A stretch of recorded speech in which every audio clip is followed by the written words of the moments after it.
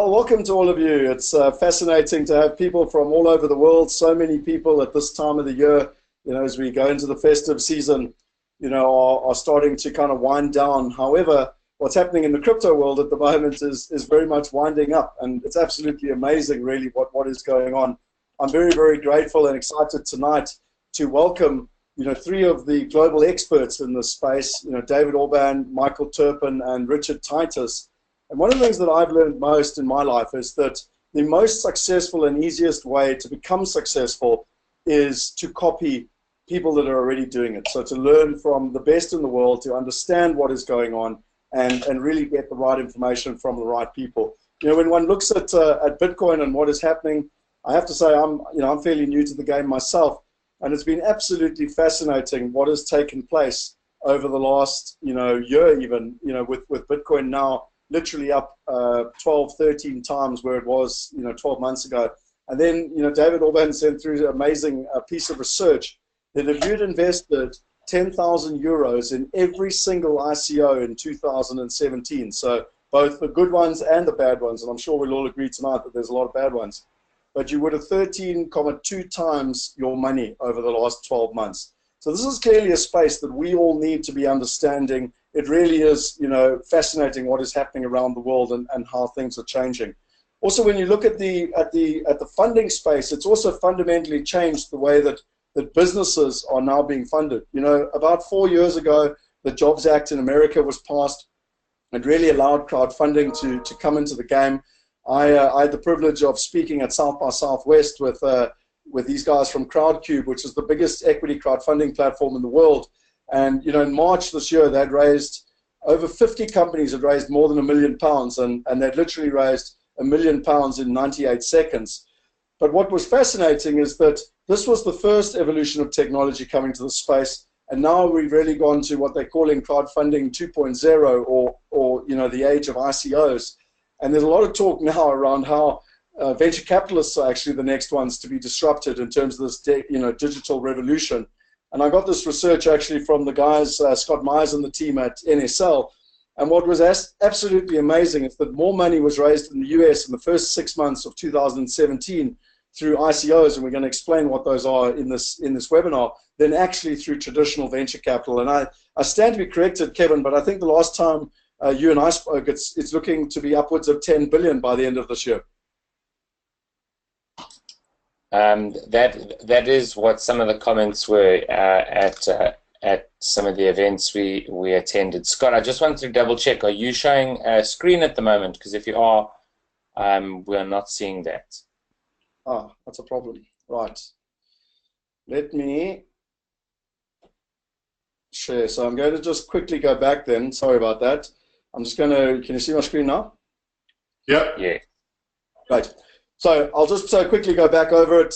This is the screen I was showing with the growth of Bitcoin, and then really what I think is absolutely fascinating around the world is what's happened in the crowdfunding space, and now we're really going to ICOs and how they're changing venture capital. And then this was the research that I was just sharing around the money that has been raised. And what's fascinating to me is that in the property space, in the real estate space, there's quite a number of them around the world that have already raised money. $16.9 million from Property. Real was over $10 million. LA Token was $18 million. What's really interesting is that all of these companies are brand new and are literally building a white paper. They put a white paper together. They've got to go and get a team of people, and they've still got to actually build the product. This lady, Proppy, lovely lady. She's about in her 20s, and Kevin and I actually met her in Vegas. And they want to build a global, digital, effectively blockchain every deeds office, but they haven't actually done it before. And I think for us, what we're excited about and what we're going to be sharing tonight as well is our marketplace already now has members from 109 countries around the world. We've got investors from 46 countries. We've had $66 million go through the platform, over 1,500 transactions, and it's all been built on the blockchain. And we didn't build it on the blockchain to be able to do an ICO. We did it for two reasons. We did it to build trust and ultimately to remove the friction costs in terms of what is actually happening in the market. And so that is why really tonight we're really excited about what we're launching in the next couple of weeks, which is the Wealthy Coin. And when people think about Bitcoin and all the benefits of cryptocurrency, which we're going to talk about tonight, one of the things that's essential if you're going to get mass adoption is it's got to be something that people understand. And so our logic was to build a cryptocurrency based on real estate. But without further ado, I want to get into our experts, and we'll be going through a lot more of that tonight. So I wanted to start off with David, and David's online, and I have had the privilege of doing a webinar already with David. And I think, David, you can probably explain yourself a lot better than I can. I just put up a couple of key points. But, we're very excited to not only have you as an advisor, but actually as an investor as well, who's invested in the company. And, we're really excited to be able to share and learn from you tonight. So would you mind just telling us a little bit about yourself, David? I have always been excited about the future. As an optimist, I believe that it is a positive-sum game that can allow people to really fulfill their ambitions, aspirations, as well as to strengthen communities around them of like-minded persons. This was possible in a very local environment hundreds of years ago or decades ago. And today, it is an attitude that can mash networks together on a global basis. That is, I think, one of the fundamental changes we see around us. This passion and curiosity and optimism, I've built a company, created my investment firm, Network Society Ventures, and I am proud to be an investor in Wealth Migrate, and happy to be in this webinar today. Awesome. Well, thank you very much, David. And I also recommend if anyone that's online and wants a link, David did a presentation for the event that we were at in Davos around the future and how exponential technologies are going to change it, and even things like worldwide wealth and how we can really, I know we'll maybe get into that tonight a little bit, but it's a really good short little 10 to 12 minute presentation. So if you just want to get that presentation, just type in the chat box David's presentation, and then we'll be able to send it to you. So the next person I wanted to introduce was Michael Terpin. I met Michael just recently, actually, through Scott Myers, and we were actually at his event in Las Vegas, which is one of the biggest crypto events in the world.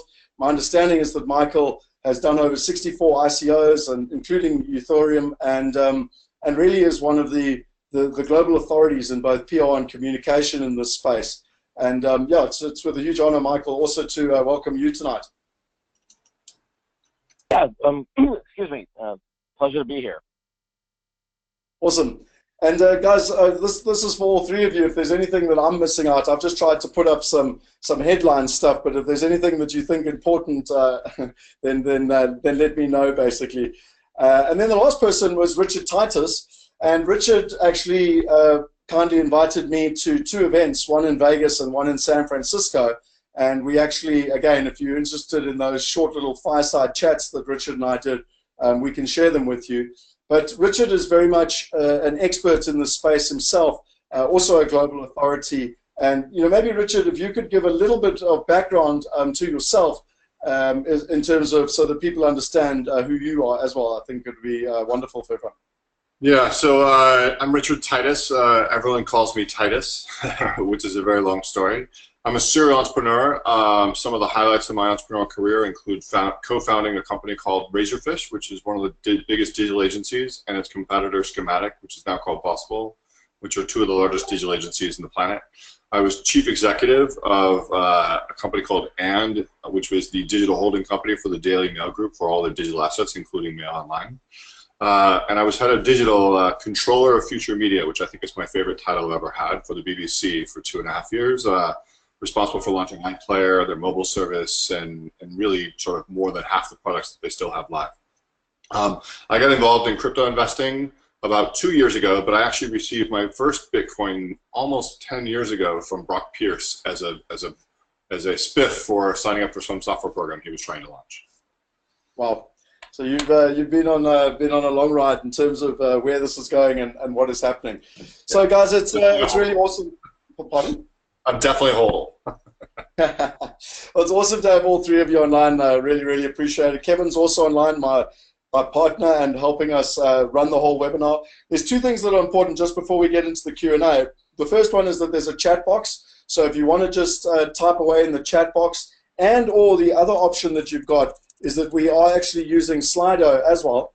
And so you can literally go to Slido. You should be able to see the questions coming up now, and it's basically slido.com and then #crypto. And the nice thing with this is that if you put the questions in the chat box, people can't actually vote on them, whereas if you put it on Slido, people can vote on them, and so we can get the best questions up to the top. So let's rock and roll. I want to start with the first question, and David, I'm going to put this one to you. There's a lot of people online tonight that understand Bitcoin and where the crypto markets are going. How would you explain Bitcoin simply to someone? What is Bitcoin, basically? If people don't understand what Bitcoin is, welcome to the club. None of us understands what Bitcoin is or can be. Just to give you an analogy, the features of even something as simple and what we take for granted as coins took a long time to be understood. And those people who couldn't understand the features of those coins were taken advantage of. There was such a thing as coin clipping, which was the practice of shaving off or wearing off precious metal from the coins and then passing the debased coin onto an unsuspecting recipient while you kept that pot of gold or silver or whatever it was in little pieces, and then you melted, and that is what you did in a fraudulent manner.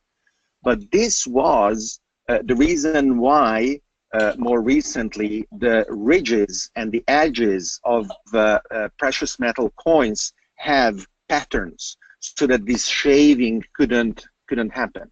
Now, when this stopped, not in the Middle Ages, it stopped in the mid-20th century when coins stopped to be made of precious metal. So if Bitcoin was born as a new digital currency, as a new digital gold, as a new digital asset, whatever you want to call it, 9 years ago, and you still don't feel you completely understand it, don't be worried, because what its features, characteristics, implications, and opportunities are, all of us are passionately working on still to find out.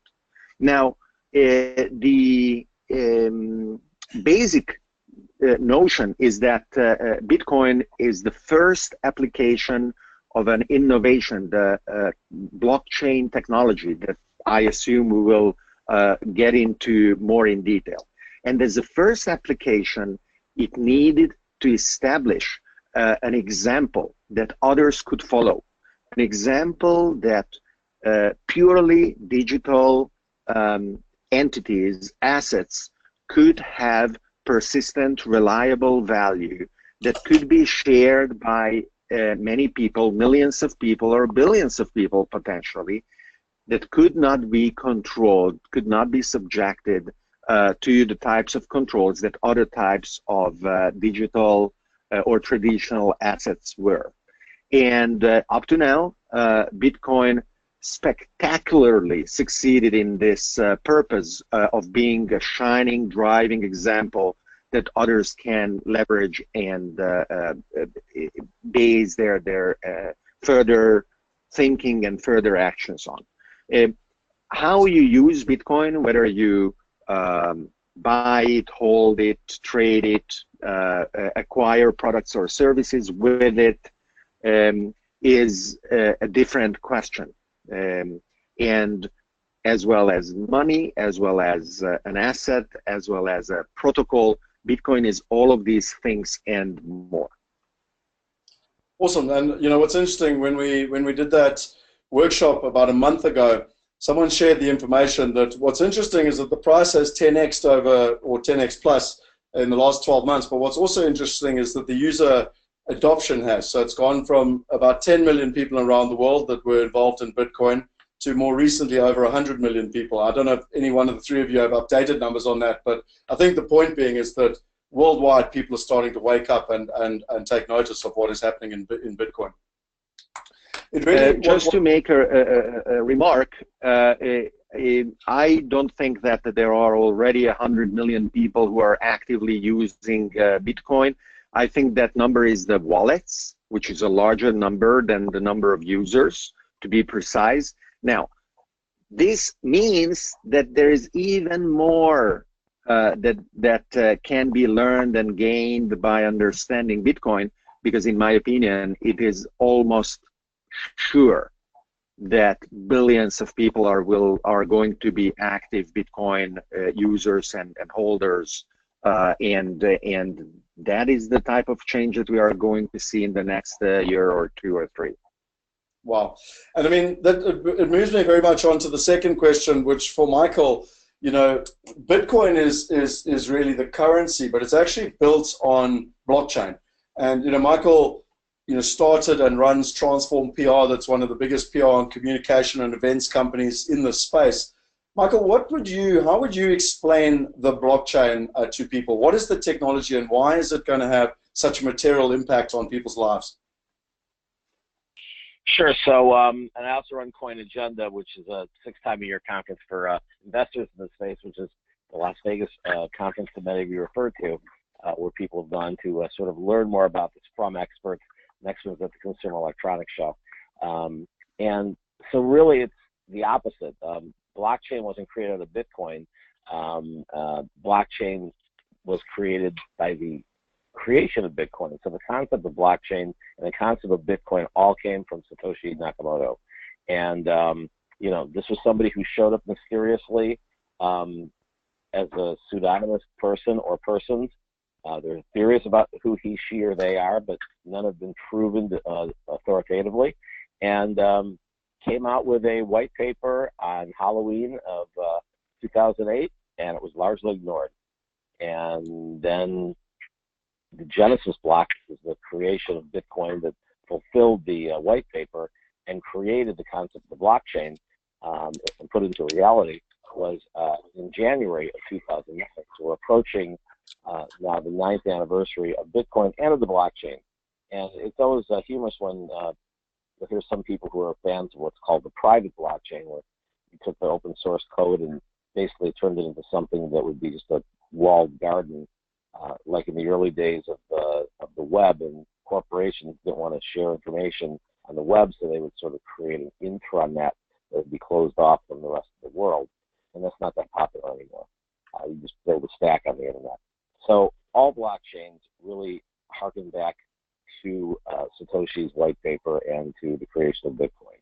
Bitcoin has the greatest network effect. That's why of the $360 billion market for all crypto across 1,200 plus cryptocurrencies, 200 billion of that now is Bitcoin. And at some point it's been as much as 90% of the total market cap. What Bitcoin did in creating the blockchain was to take about 5 or 6 existing technologies, public key, private key, cryptography, for example, Merkle root, and combined it in a unique way that created the digital asset. Heretofore, we had only had digital files. Digital files are infinitely reproducible. And that was an innovation because they don't degrade in quality. If you mimeograph something, it degrades in quality. If I take a picture of my friend Richard Titus and I send it to 100 people, I still have the original and it's the same quality. And I can put it on Facebook and have several billion people have access to that picture, and they can download it and send it to people. With a digital asset, which Bitcoin created and blockchain enables, you don't. It's a hard asset like gold or silver with digital qualities. If I send you a Bitcoin, which today is worth about $13,000, and not that long ago was worth under $1. We're talking, there were parts of 2011 where it was worth under $1. 2010, there was times when it was worth under a penny. Or I send you a fraction of a Bitcoin, and it's divisible into 100 million parts. I can send you $1, and I no longer have it. I got a, excuse me. I received a number of emails from people who, like Brock Pierce, I gave them $1 or $2 of Bitcoin just to show them how it works. I got an email this past week from a CEO of a company at CES, just explaining Bitcoin. I basically gave him $2, and he called and reminded me of that and thanked me because it was now worth $30. Of course, the point was for him to go out and explore it on his own, because he, in January, when Bitcoin was had just passed $1,000, had gone out and put $1,000 in it. He had $13,000 now. If he put $100,000, he would have $1.3 million. And so that's really sort of a primer on that. We can talk about what's known as crypto economics, where the supply and demand and the way that Satoshi created his blockchain. All blockchains are by no means created equal. Some are centralized, some are decentralized. But the economics what Satoshi created with 21 million Bitcoins over 140 years, but 10 million of them coming to the early adopters to encourage them to mine and secure the network. And we're all in the first 4 years. Cool. So I've got a very short little video here, which is the best video I've found, which really explains the blockchain. And I think for everyone's purposes, I'm just going to play it, if you guys don't mind, just for 2 minutes quickly, because it really emphasizes what the blockchain is and the material impact that it's going to have on all our lives, not just in the cryptocurrency space, but in business in general. Let's take a quick view at this video. Move over. This is the seller. This is the buyer. This is the middleman. Cutting out the middleman can be a great thing, unless you're the middleman. And there are a lot of middlemen or intermediaries out there. Entire industries, such as payments or securities clearing, have evolved to rely on them. Why? Because they establish trust where there is none. They establish ownership, that the seller has the right to sell what's being sold. They attest to history, that there is a clean transaction history. And they certify ability, that the buyer has the money to buy it. All pretty critical details when you don't know the person on the other side of the transaction. Intermediaries know and trust one another. Their business is based on it, so they have more to lose than gain from breaching that trust. But what if there were a better, cheaper middleman, one that didn't add as much cost, complexity, and chance for error? There might be. It's called blockchain, and it has the potential to disrupt the entire ecology of intermediaries. It's a distributed ledger that relies on large networks of computers that redundantly encode transaction data by solving complex mathematical equations. The secure ledger provides an inviolable record. If the history of an instrument is incorruptible and available to all parties, there's no need for a third party to vouch. Blockchain is proof of ownership, history, and ability in non-centralized encrypted form. It's fast, transparent, and free of error. The question is not whether blockchains can cut out the middlemen in complex transactions, but rather which middlemen and when. So I love that that video because it's really quite short and concise in explaining. You know, a lot of people out there say that blockchain is going to have a bigger impact on our lives than the internet did over the last 20 years. Now, Richard, the question that is on everyone's lips, and I understand for everyone tonight that you know, we're not giving financial advice, neither you nor me.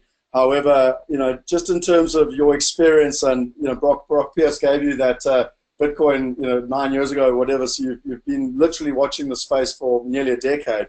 What do you think is happening at the moment? Do you think people should be looking to invest in Bitcoin and cryptos, or is there a spectacular crash coming that everyone should sit back and wait for?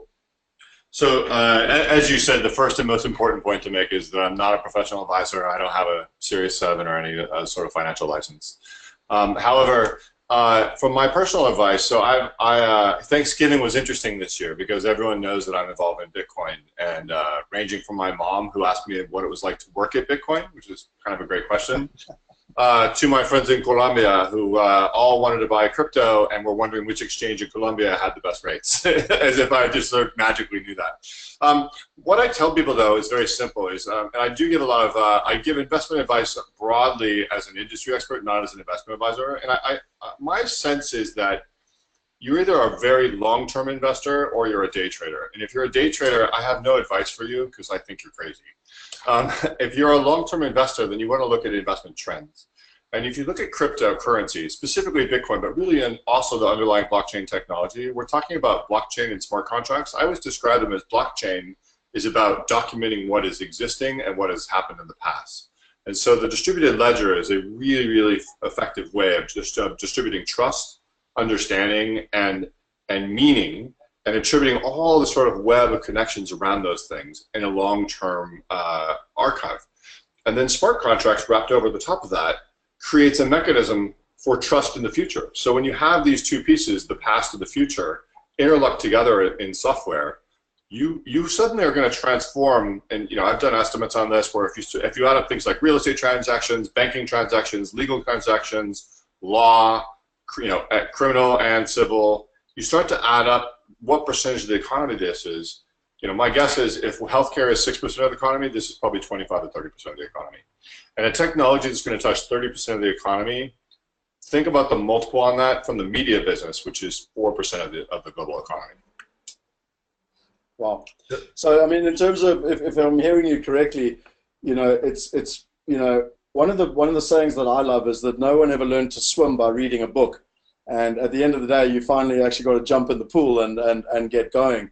And if I hear you correctly, something I did actually just this year, and I wish I'd done it a lot longer ago, but I actually just got involved. I dipped my toe and I started participating, and that really obviously increased my learning dramatically.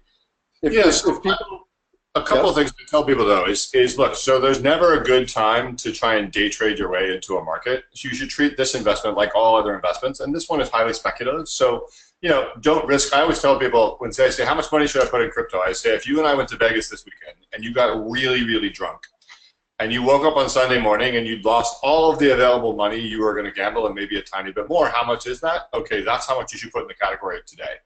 And you should do just like you do in any other investment asset class. You should trade in over time on a sort of regular basis so that you balance out the sort of highs and lows that we're seeing in volatility.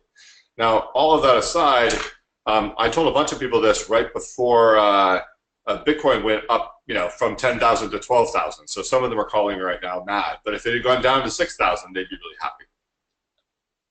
Yeah, no, 100%. And I think that's that's really one of the key things here in terms of the process. So, in terms of David, from your perspective, if we look at it in 2017, and Michael actually referred to some of the things already. What has happened in 2017? When you look at Bitcoin, it kind of almost just, it rose and then it sort of crashed and it kind of just bounced along for a number of years. But in 2017, there's been a material change. What is different from 2017 and all the years before that? So as you were speaking and Richard was explaining things, I was keeping an eye on the exchange rate to make sure that we were not talking while Bitcoin was crashing and everybody was laughing, right? But no, it isn't. Is it gonna is down as 10%, even more, possibly? We mentioned exponentials. That is the feature of networks as they expand, and the various interactions between the nodes of those networks are manifold larger than the number of nodes themselves. That is the reason why the growth of the value of a network grows as the square or the cube or more than the number of the nodes participating in the network.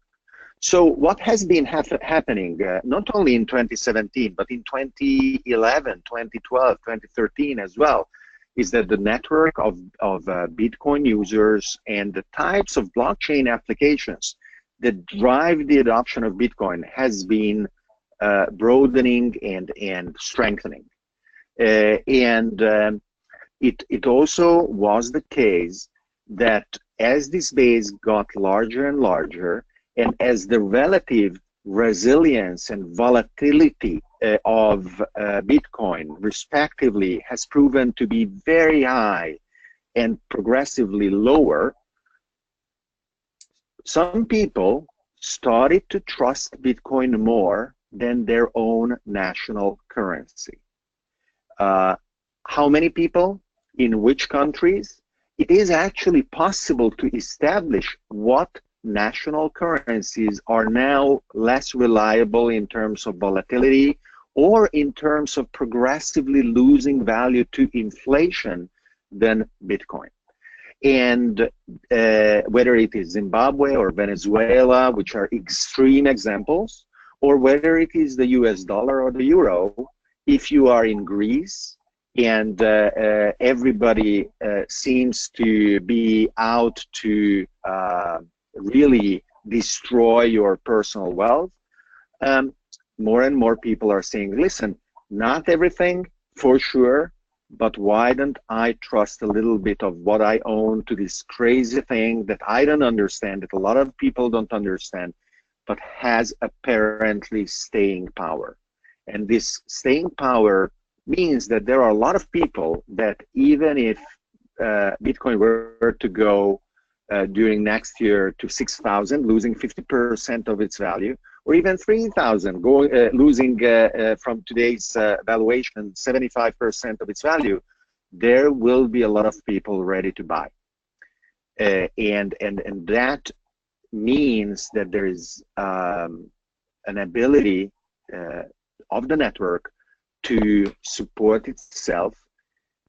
And from technical point of view, actually, there is an ability of the Bitcoin algorithm to adjust itself to its own valuation, where as more people jump on it, it gets stronger in terms of the process that keeps the networks secure, and the strength rewards the people who keep the network secure.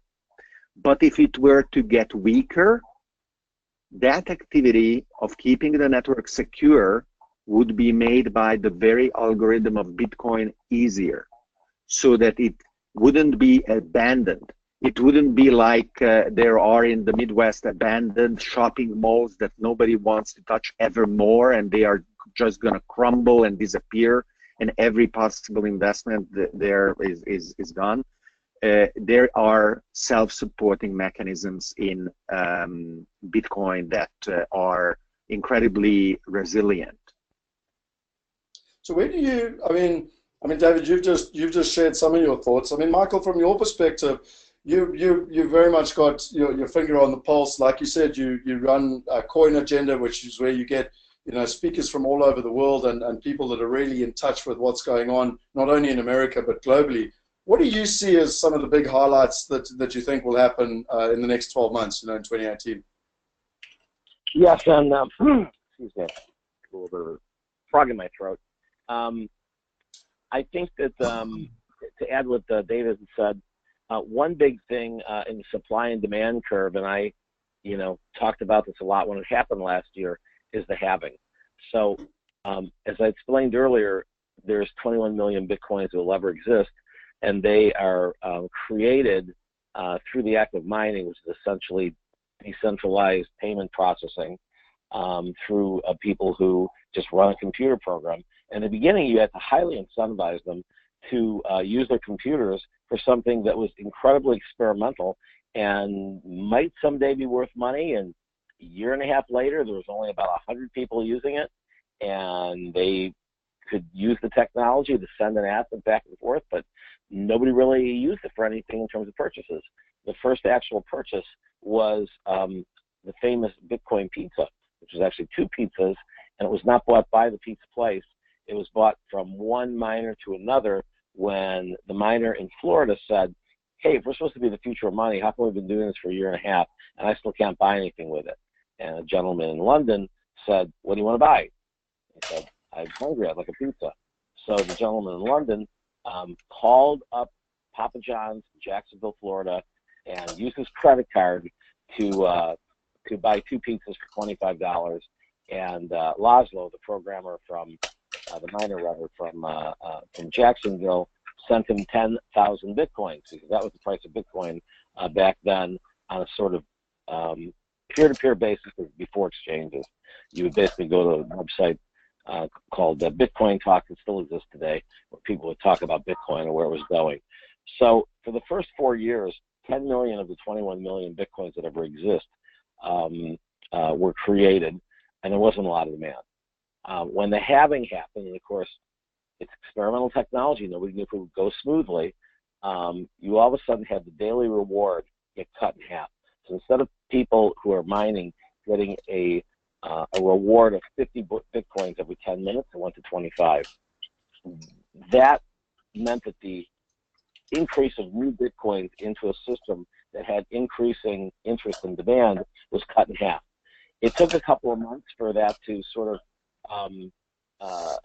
be translated into the price going up, but when it did, it was a rocket ship. So there have been several what they call parabolic moves in the history of Bitcoin. One was right after the first halving.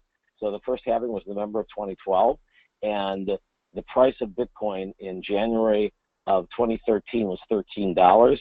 By this time, at the end of 2013, it had passed 1,100. So that was a much bigger percentage-wise run-up than we had this year. This year may have been bigger in real dollars, and a lot of that was caused by the crypto economics of the first halving. The second halving happened in July of last year. I remember being on my balcony in San Juan, Puerto Rico, where I spent quite a bit of the year. I'm a Puerto Rico resident, and having a little glass of champagne to toast the halving. The price was about $600 back then, and everybody's like, a day after, 2 days after, why isn't the price going up? Well, because you have to go and sort of wait for it to get into the system and to reflect the demand, which goes up slowly, as opposed to the drop in supply, which is immediate. So all of a sudden, in July, the daily rewards went down from 25 Bitcoin to 12.5 Bitcoin every 10 minutes. And sure enough, it was $1,000 in January, and that was just the beginning. And we're now sitting at about $13,000 in December. And you know, this parabolic moves up and down based on supply and demand from the halvings. The next one will be in 2020, and then concurrently, it's been estimated that of most of those wallets that were referred to earlier are empty, inactive, have dust in them. Active Bitcoin wallets, people who actually have something in it and use them for transactions, it's about 4 million. So 4 million Bitcoin wallets versus all the people on Earth. This follows the curve of adoption of the internet, adoption of Facebook, adoption of other forms of social media. We should be looking at 400 or 500 million people using Bitcoin actively, whether it be a store of value or whether it's for payments. We can talk a little bit later about Bitcoin Cash and some of the payment technologies, because right now it's really more of a store of value like gold. But with 500 million people in there and a halving happening in 2020, you can sort of do the speculative math and see that it could easily be $100,000 in 4 years, which is why people in the space are excited, who've been around for a while. And when people say, oh, it's too bad I missed getting into Bitcoin, people were saying that when it was 200, and they've been looking at it since it was 10. So there was a presentation in New York City last week. I've been speaking and attending a lot of conferences all over the world. And it was called the Invest Conference that CoinDesk put on. It was the first one they put on, one-day conference. And they had Chris Berniski, who's a friend of mine who wrote a very good book that I'm in, and I'm in the liner notes as well, called Crypto Assets. And he explained sort of some of the fundamental dynamics, and he had modeled where we're at in Bitcoin on a curve compared to when adoption smooths out for other assets. And he went all the way back to you know, automobiles, when they were like a crazy new thing, to where now they're kind of mainstream and growing at a much slower rate, more stable rate. Television, you know, the internet, the web, and he uses, you know, Stanford MBA training and all the time he's used as a cryptocurrency analyst to say we're basically 5% of the way to where it's a stable asset. So 5% of the way, and that was last week when it was 10,000. Basically, he's predicting about $200,000 per Bitcoin to where it then becomes a much slower, less volatile raise. Don't know if it's 10 years, don't know if it's 20 years, but how many other assets can you basically go? And I can pretty much guarantee you that Facebook will not be 20 times the market cap, $500 billion now. It's not going to be 10 trillion anytime soon in our lifetimes. Wow. Richard, from your perspective... Scott, I don't know whether... Yep, sorry, David. Yeah, I don't know whether my screen here can be seen. This is my Bitcoin pizza story, personally. Not as dramatic as that. Hang on. A cup of espresso with Bitcoin in 2014, and if you make the count. David, I'm going to share my screen with you so that we can see your screen. I'm showing it. No. It wasn't on my screen. It was on my webcam. So you can just share my webcam with the attendees. Anyway, cutting to the point, this is an espresso that is now over $300. But that is, I think, perfectly fine. What I learn and what each of us learn by being able to buy, use, hold, trade, and everything else with Bitcoin and other crypto tokens is way more than not being looking back at the past and saying, oh, if I didn't have that espresso now I would have $300 more. And that is a great way of, I think, measuring the value of knowledge, because then you can act on it, and you can then be in a position, oh my God, if only I did X, Y, or Z. No, you experienced it, you learned it, you acted on it, and you don't have to be sorry of not of having stayed passive. So, what do you think? What are your ideas on next year? So here's what's interesting to me. So I love everyone here, by the way, is so smart. It's so great to be in such a great group of people.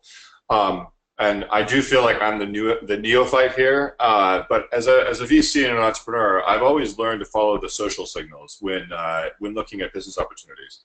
And what I see as social signals, aside from all of the sort of market data about this becoming a very valuable and very real store of value, and the alignment with the network effects, is institutional money is about to come in. So the CME next week allows futures trading on Bitcoin and other crypto futures. We're seeing companies like CG Blockchain, who's a compliance service, get into blockchain.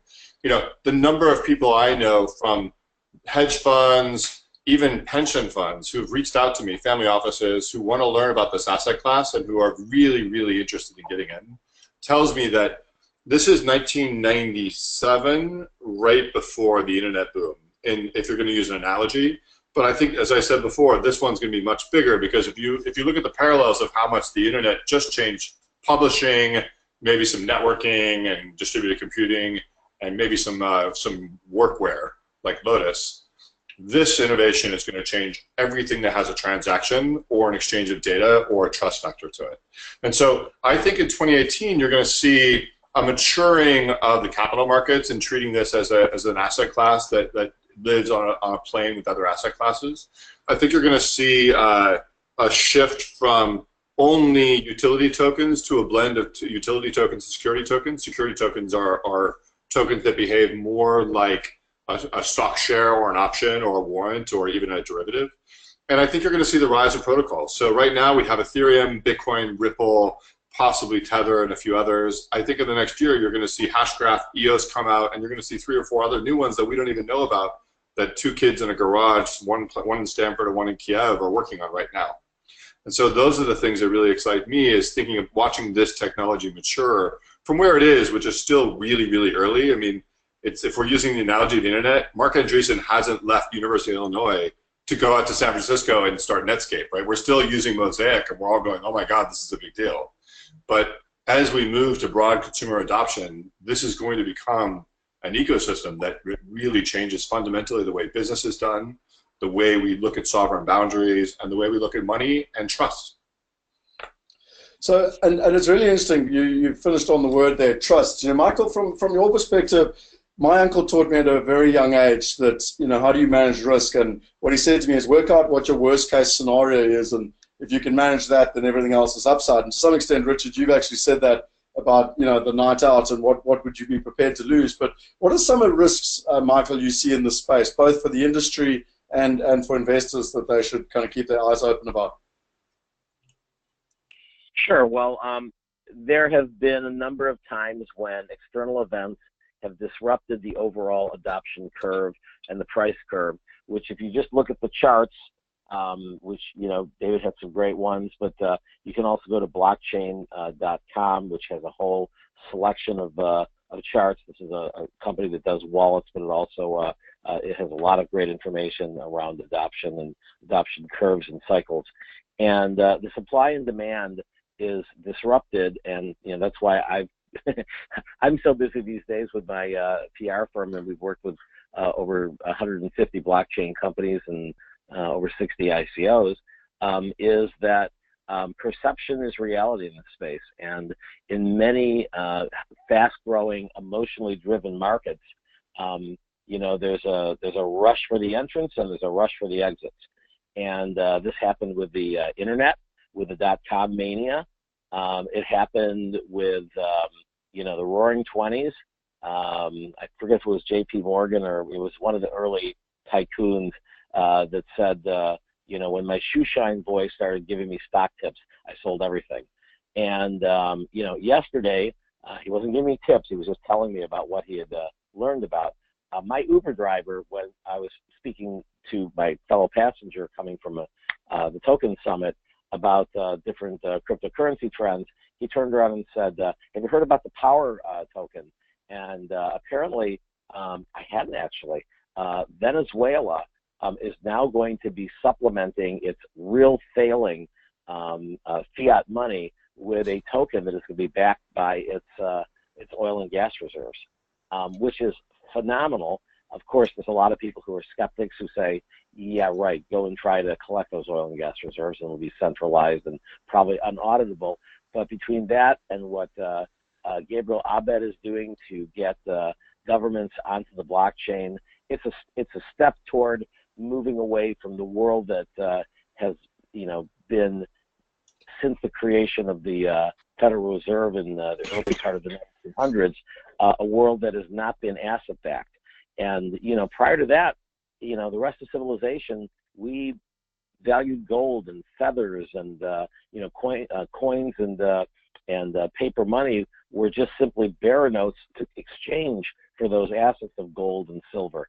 And when we went off the gold standard, and then when we started doing things like quantitative easing, it made hard assets more valuable, such as gold and silver. And there's a number of reasons why gold and silver isn't much higher than it is now. That has to do with funds that can, you know, kind of leverage and hypothecate and play games like that. But with Bitcoin as a commodity, and it'll be interesting to see what happens now that the Chicago Board of Options and the Chicago Mercantile Exchange are going to be allowing cautiously options that anybody with a normal Charles Schwab or whatever, you know, brokerage account, as well as other institutional money managers who heretofore had not been able to buy Bitcoin, are going to be able to go and buy all sorts of options on Bitcoin through a very trusted, Wall Street institution. They're global, actually. They're based in London, even though they say Chicago, they set the price in London.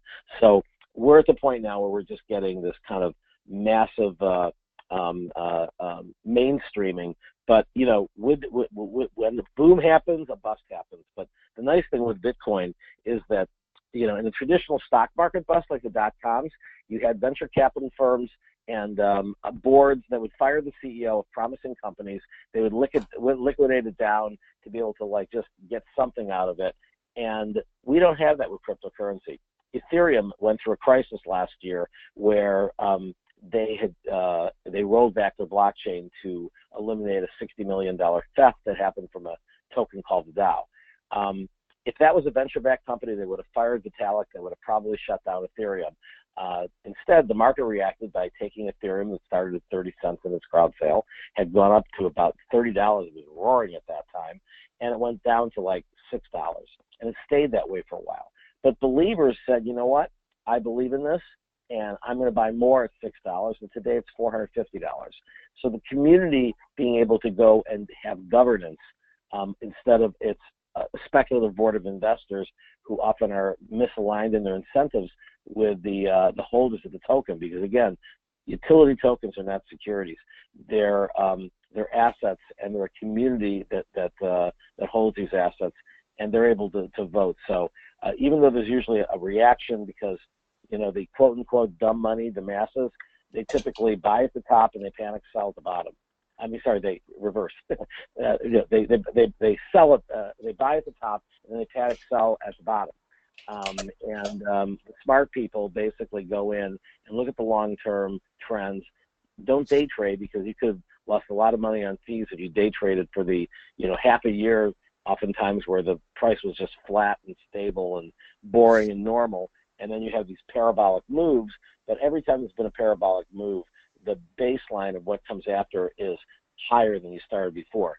So it's very possible that at 12,000 we could be sitting around 4,000 or 5,000 next year, but it's still a lot higher than the 1,000 in January, and would then build steam up for the next move, which could be to 25,000. Well, I mean it's an awesome lead, and Richard, you spend a huge amount of time both advising and, as you said, investing. What is it? I mean, you mentioned earlier, Michael, sort of 1,400 cryptocurrencies. What is it that you look for, Richard? What would you say that people should look for? I mean, there are literally hundreds of ICOs. I can't remember the exact number. Launching virtually daily. How do people determine between something with substance, like you just mentioned there, what Michael said, versus just an airy-fairy thing that's going to fail? Well, it's interesting. So, as I've been angel investing for over 10 years, I have about 45 investments. Some of my investments include Tesla Motors and Facebook, but I also have lots of companies that don't exist anymore, either because they were acquired or they died. And what I've found, and this is only my own thesis, is I'm not an engineer, and so I always co-invest with people who are very technical, although I have some engineering background. I always look at the team first. And so I start with looking at who are the team, and I specifically in this area, my expertise in the places I invest is usually software, financial services, very technical propositions with token offerings. And so I look at the team and I look at who's the engineering team, who's the CTO. I look at his GitHub. I go on GitHub, I look at the rest of the team. I try and find if this team has actually contributed to other open source projects. Decentralization and crypto are really decentralized projects, and anyone who's working in decentralization probably has also worked on other open source software.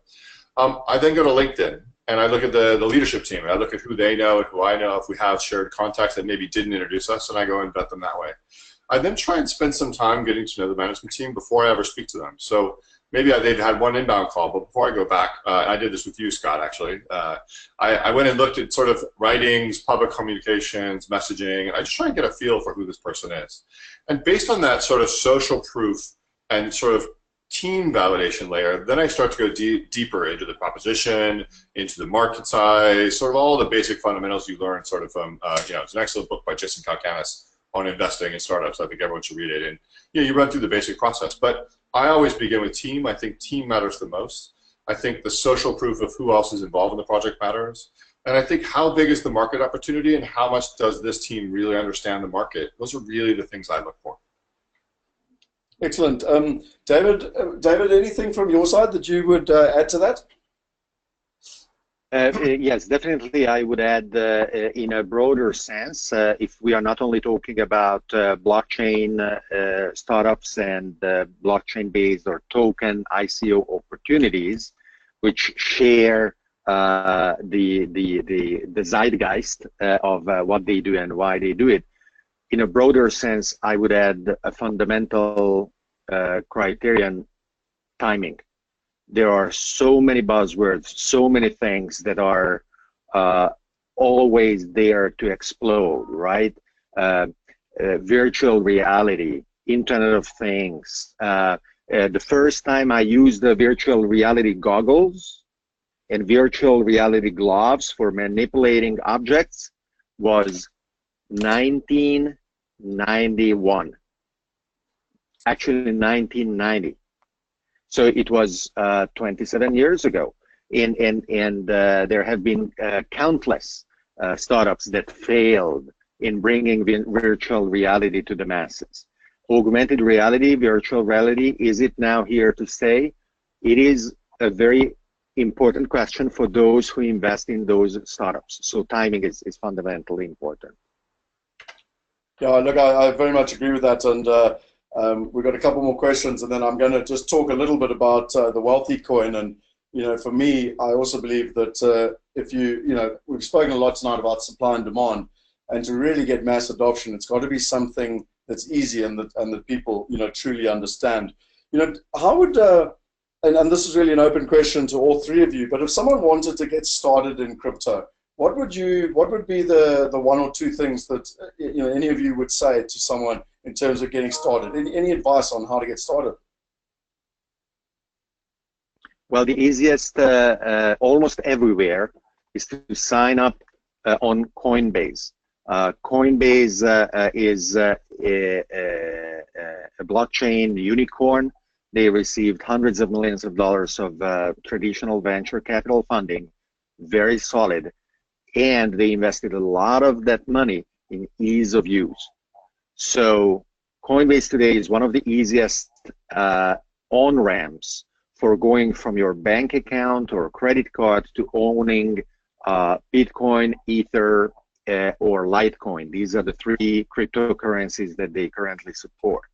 They also have a sister company or sister operation called GDAX, GDAX, which is a proper exchange. Coinbase is a hosted wallet. GDAX is an exchange where pools of demand and supply for a lot of cryptocurrency pairs allow you to acquire other tokens, but starting with Coinbase is the easiest, and then you can. What is very important, and I'm laughing a bit because it sounds strange that it needs to be said, but it is always the case. You can buy a fraction of a Bitcoin. If you don't have $12,000 and you cannot afford to buy an entire Bitcoin, it's perfectly fine. It is the case that you cannot necessarily buy a fractional share of the public stock, but you can buy a tenth of a Bitcoin, a hundredth of a Bitcoin, a thousandth of a Bitcoin. So you can start with $50, $100, and you are already building experience and understanding what is going on. Yeah, I mean, just to mention a couple of other things, we've got a WhatsApp group that if you're interested, just type in WhatsApp and we can send you the link. We've also got a Telegram group, which is just a community. It's everyone just talking and sharing. It's a very, very active group, and it's really how I've learned a lot. In South Africa, there's a platform called Luna that you can use. In England, I use Bitstamp. So there's, we don't need to go into every country tonight, but I think the point is those WhatsApp groups are actually really good to help people find out where to get started. I was going to add, too, it depends how much you're looking to invest as well as what jurisdiction you're in. Coinbase certainly has been a leader since the beginning. However, there are often complaints that there are daily limits, and people are frustrated when they want to put in $50,000 and they're told that they're still at their $50 a day limit. The one that I most highly recommend for U.S., Hong Kong, European, and Singapore, I think those are the areas, but they're very strong for U.S. and Europe, which is pretty much a large amount of the developed world. I'm not sure what the top ones are in Africa. There's BitFlyer is very big in Asia. They're Japanese, and they just opened up U.S. offices, and they're having no fees through the end of the year. But the one that I recommend strongly to people, particularly Americans, is ItBit. ITBIT. They're the only major exchange that I'm aware of that has never been hacked for 1 penny. They have amazing security, and they're a New York State regulated bank.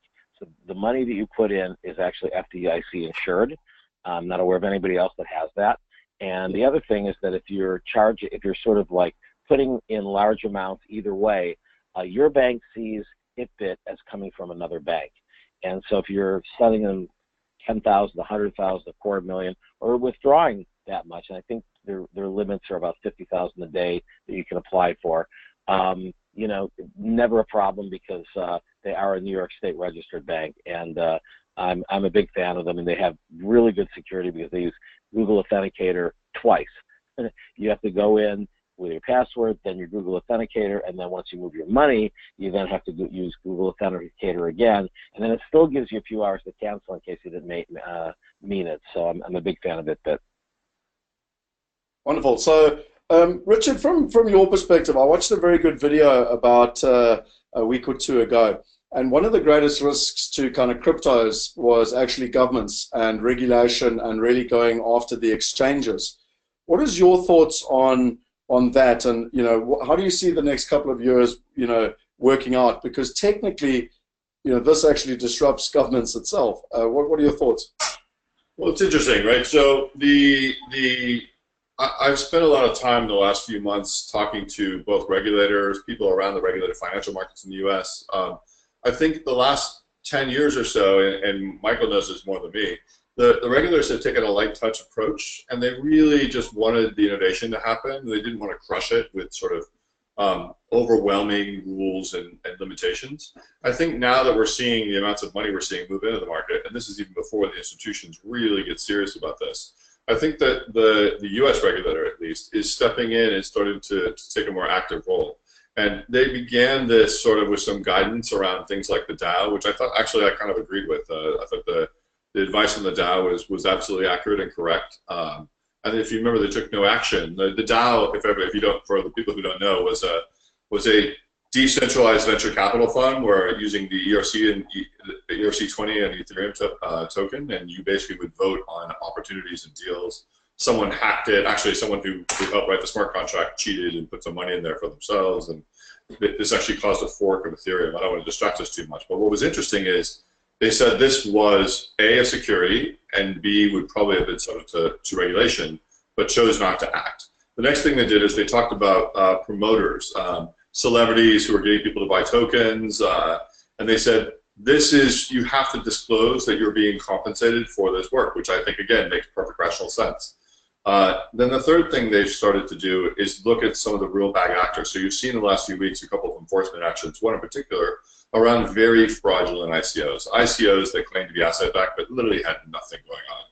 And I think that, and this is my private opinion, but that's the pattern is the next thing they'll do is look at an exchange that is behaving in a way that should be regulated or licensed in the US, but maybe is not acting such so far. And they'll take a very gentle action, hopefully, maybe a more aggressive action to get them to align with US banking laws. But I think that the thing I'm proud about the regulator is they haven't really just slammed on the brakes and stopped like the Chinese and the Japanese started to do at first. And the Koreans as well, and you know we've seen Japan turn around 360 or 180 degrees and sort of really embrace blockchain. China, I think, is doing some interesting things with Bitcoin Cash and thinking about how they're going to approach it. But sovereign nations are going to have to sort of figure out how they're going to embrace cryptocurrencies and the blockchain and where it fits in their system. But at the end of the day, this is a global phenomena, and it's very hard to regulate this on a regional basis without sort of a global perspective. And anyone who regulates too strongly risks keeping their citizens out of the revolution. And frankly, you could end up in a digital financial backwater. Yeah, well, it's sort of, you know, I tend to say to people, it's sort of like one of the reasons America became so powerful was that Europe had all the controls, and you know, America was the free economy, and money actually moved from Europe to America, and it's sort of, you know, what you're actually saying in terms of the controls of what's happening over the next couple of years. You and I talked about this. One point to make is anyone on this webinar who doesn't know what Bretton Woods is should go and research it right now. the concept of a reserve currency, which is a currency that nations use for valuing tradable goods. Bretton Woods established the US dollar as one of the currencies used for that a very long time ago. And it was a very arbitrary decision, but that decision has had a massive positive impact on the US economy. And it's my opinion that cryptocurrencies, specifically Bitcoin, but possibly a basket of cryptocurrencies, will end up as a reserve currency in the next maybe 1, but definitely within 5 years. And that move will fundamentally change the way money is treated on a global basis. And it's something to really learn about because it will impact your life wherever you live in the world in a massive way. Oh, that's quite a statement. So just to all three of you, one thing that you think is an opportunity in 2018 that people should keep their eye on. What each one of you, maybe Michael, if you go first, what would you say is one thing that people should keep their eye on in 2018? That's a very broad question. I would say that they should sort of look at the overall number and the trend of the daily movement of cryptocurrencies. When you have certain things that go up 80% a day and they go down 60% a day, that's very high volatility. That you can get burned, sort of like going into some of these mid-tier things. Like right now, there's this huge pump going on for a currency called IOTA that's now worth more than Ripple, and I think it's completely unsustainable. And you have to look at sort of the crypto economics of what's moving something, because there's certainly some opportunities in the better ICOs. I mean, you mentioned earlier that the average ICO, the good ones, the bad ones, the ridiculous ones, had a 2x return when Bitcoin has had a 13x return. But among some of the things that I do is I started BitAngels. I'm in a number of different investment groups where we study different tokens. I advise companies, and I'm very careful about the ones that I advise to make sure they're going to be winners. And my personal track record on the ones that I've invested in, the ones that I've advised, has been pretty good. I mean, I had one earlier this year that had its round at 25 cents. It's now trading at over $7. And so obviously, and I got that deal as an advisor to several funds, and they're all gleeful now because that kind of makes their whole portfolio. It's really not throwing darts at things. It's doing, Jim Cramer, Mad Money, has been a great service to sort of the average, as he calls them, home gamer in the stock market. And you can just go in and sit back and, put something in the S&P and just wait. Buying Bitcoin and just holding it is sort of the equivalent of that. Or maybe a basket of what I call like the core cryptocurrencies, which to me these days are Bitcoin, Cash, Ethereum, and Dash. You have those four, maybe throw Monero in there. Those have been pretty steadily, good growing cryptocurrencies over the last, whole time they've been around. I mean, Bitcoin was reported by the Wall Street Journal to have outperformed every stock market, every commodity, and every currency in the world every year it's been in existence except for one. And that was the year that was 2014, when it dropped about 70% after going up 100x. So, you're still not feeling too bad if you put money in at 13, went through all the wild gyrations, and at the end of the year, you're at, 250. So, it's still 20x.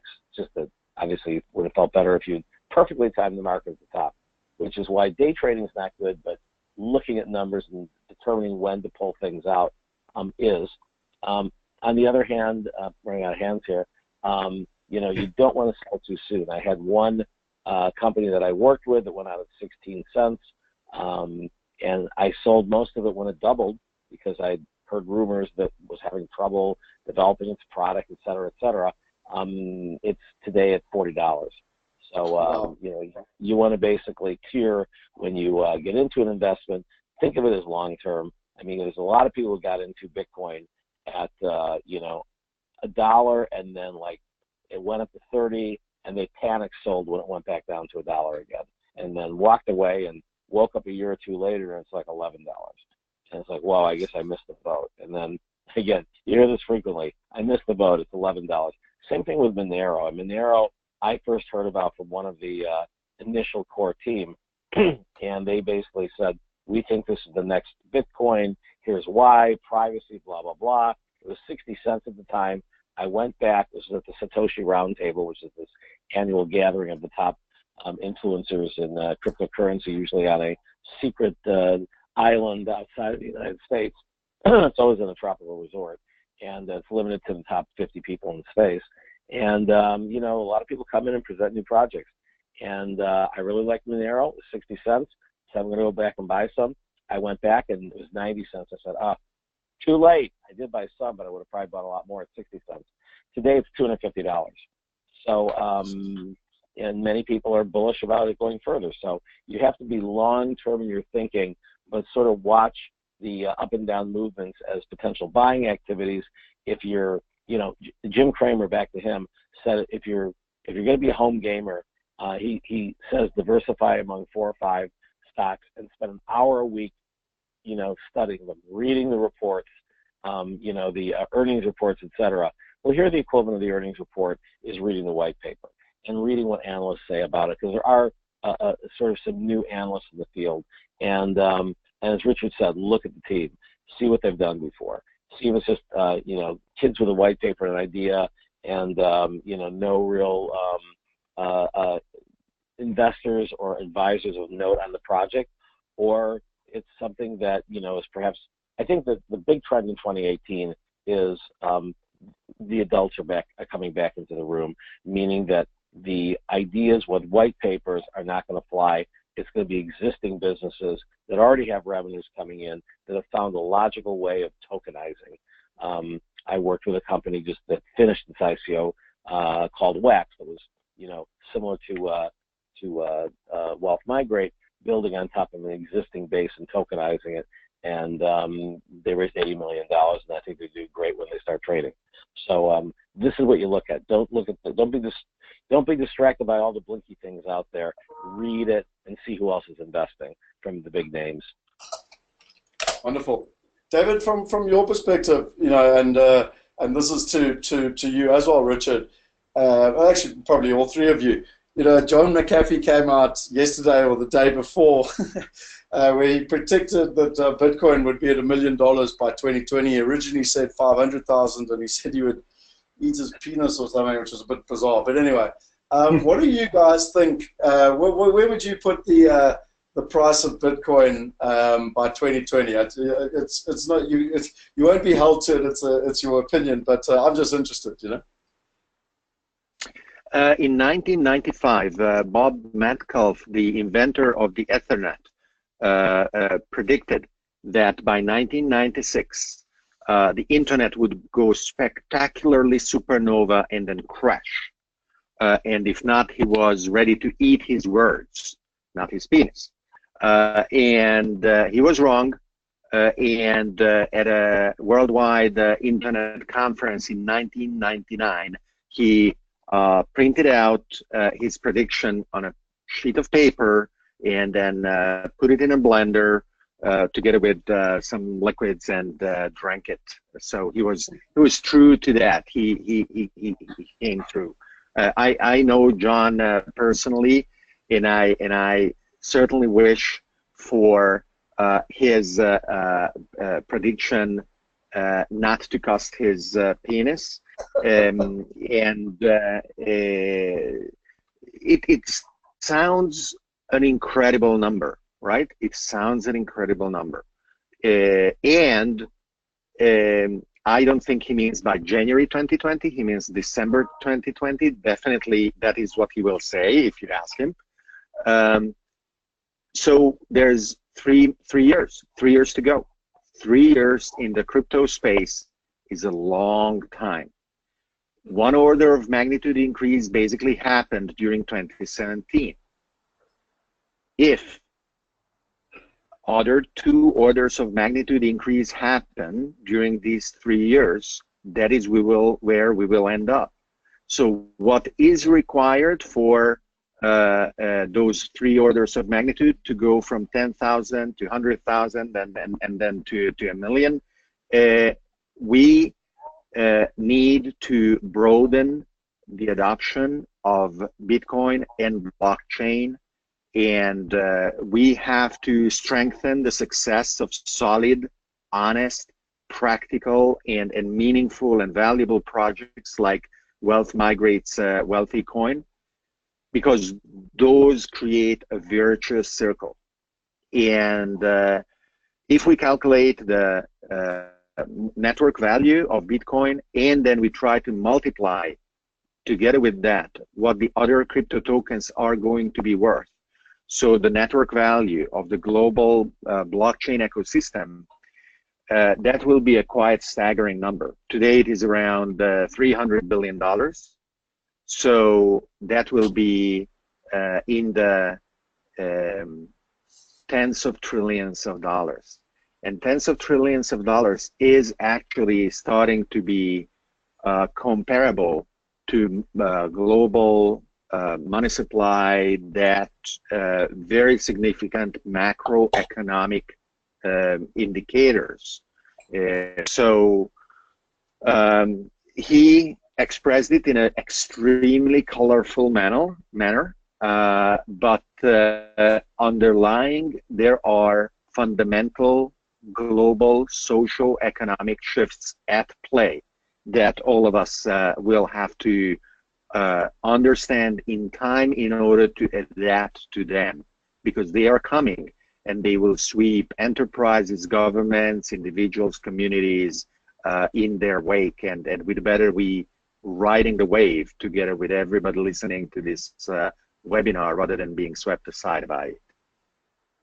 Wonderful, Richard. What price would you guess predict Bitcoin's at the end of 2020? You know, I'm reminded of one of my favorite quotes from Pod Save America, this from Crooked Media, which is, "I'm not in the predictions business." However, I frankly thought we'd hit 10,000 at the end of next year. We just hit 12 today, 13 I think actually in a couple markets. So I don't know. It's the market dynamics, as David pointed out earlier, is all about, it's like fax machines, right? The more people who are connected and using it, the larger it's getting, the more capital it's trying to get in, the less people who are selling.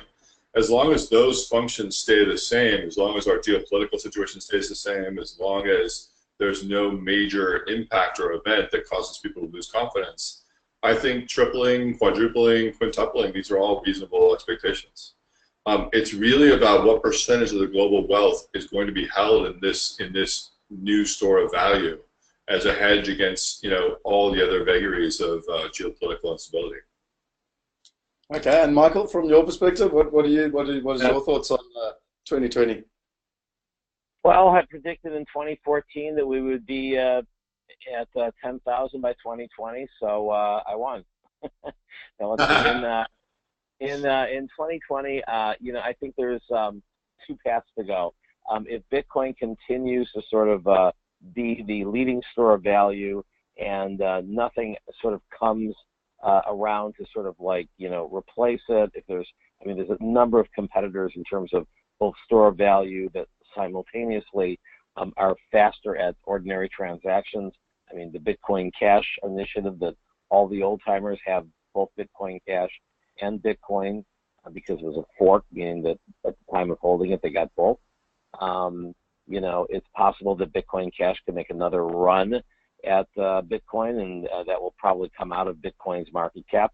But for the most part, you know, they've called a lot of the old timers, they call Bitcoin the honey badger. You've seen the video, very funny video about the honey badger by Randall. You know, it just keeps eating everything in its way. It doesn't care. It just keeps on going. You know, eats poisonous animals, passes out, keeps on eating. And Bitcoin seems to have done that. The algorithm was brilliant. It factored in a lot of things. I mean, the fact that we got through the treacherous years of 2011 and 2013, where you really had governments, if they wanted to, could have caused great damage to the on-ramps, could have, like, you know, made exchanges illegal, could have, instead they licensed them. So, and now that you've got a lot of large institutions putting money to work, it's typical to say, oh, you know, Trump's going to just make Bitcoin illegal. It's just like, really? Do you know how much money, you know, the Rothschilds now have in it? Do you know how much money, you know, the New York Stock Exchange invested in Coinbase. I mean, we're like Switzerland now for Bitcoin in terms of the wealth is just too. There's a lot of 1%ers with wealth in Bitcoin who were 1%ers before Bitcoin, and of course a lot now after Bitcoin that were not 1%ers and now are just because they bought and held from the early days, meaning actually quite as recently as 2 years ago when Bitcoin was at $200. You know, if you went and, you know, bought $20,000 worth, you know, you've got 1,000 Bitcoins, and that makes you a multimillionaire. You're worth about $12 million just from simply putting 20,000 and holding it. And that's not like the crazy stuff of like if you bought it for a nickel and bought $20,000. We're talking 2 years ago when everybody had already known about Bitcoin and seen it go up and down a few times. We may have a cycle or two like that, but I'd say my average prediction would be that we're at about 20 to 25,000 by the end of 2018. I think that 2021 will be a bigger year than 2020 because of the halving. It takes a little while to go up, and if we're going to hit 100,000, I think it will be in 2021 or 2022. But by 2020, I could certainly see us being at 50,000. Well, so I want to quickly just run through, you know, we talked a lot around Bitcoin and cryptocurrencies, and one of the things that you also mentioned there was the store of wealth. And I think, you know, one of the things that I just wanted to show some slides that I actually presented in Davos, and it was really the three things that we believe are important for a successful ICO. So the first one is an existing business. And, you know, I tell the story of 2009 when I met Henny, and him and his mates were buying medical buildings. And I remember saying to them, well, why medical? And they said, well, no matter what happens in the world, people need doctors. And on top of that, you know, doctors never leave the premises. And, you know, the third thing is that doctors make, you know, very good doctors, but they're not accountants. And I remember sitting there and thinking, wow, like that's like the perfect tenant. And I remember turning to Henny and saying, listen, can I invest with you? And he said, no, well, the problem is that it's only for friends and family, and it's $5 million each. And, you know, so I unfortunately couldn't participate, which is really what they call financial exclusion. And, I mean, that company today has gone on to be worth $700 million on the Australian Stock Exchange. But really that pain led to us looking at the real estate system. And I'm being very kind here. It's completely broken between the investor and the investment. There's fees all the way through. There's low trust. There's low transparency. And most importantly, there's no alignment. And we decided, you know, our platform launched in October 2013, and we decided to just allow the investors anywhere in the world to be able to get access to the best opportunities, and equally for real estate partners to get access to global investors. We decided to answer a very simple question. You know, how do we make real estate investing easy? You know, most people think of hassle, they think of management, maintenance, broken toilets, and that's if they're just doing local investment. You know, if they're doing international investment, it's bank accounts, tax, structuring, compliance. And we decided to take that all away and allow people to be able to invest in England, Australia, America, South Africa, literally from $100 in many instances. And most importantly, just be able to look at the best returns. You know, whether people want to invest in America, England, Australia, and or South Africa, they no longer have to choose. And what's interesting is that there's platforms all over the world, because it's fairly obvious that technology is going to disrupt the space. What we thought, though, is, you know, I caught an Uber this morning, and every time I go to a different country, I don't want to have to download a different app. And on top of that, I don't want to have to manage my global portfolio on multiple different platforms. So we really decided that Wealth Migrate was required to create the global real estate marketplace. And, you know, behind the scenes, we've built all the big data and the algorithms to help people know where to invest, when to invest, what to invest, who to invest, and how to invest. And that's already all been built on the blockchain. So this is not a case of what we want to do or a white paper. And, you know, that's something that I believe really is something that differentiates us. And on top of that, if you look at the demand, and I'm actually wrong, I've got 107 countries there, but Kevin informed me we're now up to 109 countries this morning. So, you know, 109 countries around the world. We've got investors from 46 countries.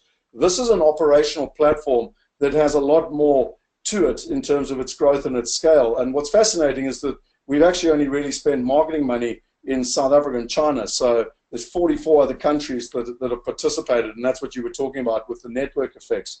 We also, last year, you know, from a financial perspective, our revenues were over $1 million, and this year we're on track for north of $2 million. The second thing to look for, and you spoke a lot about this, Richard, is the team.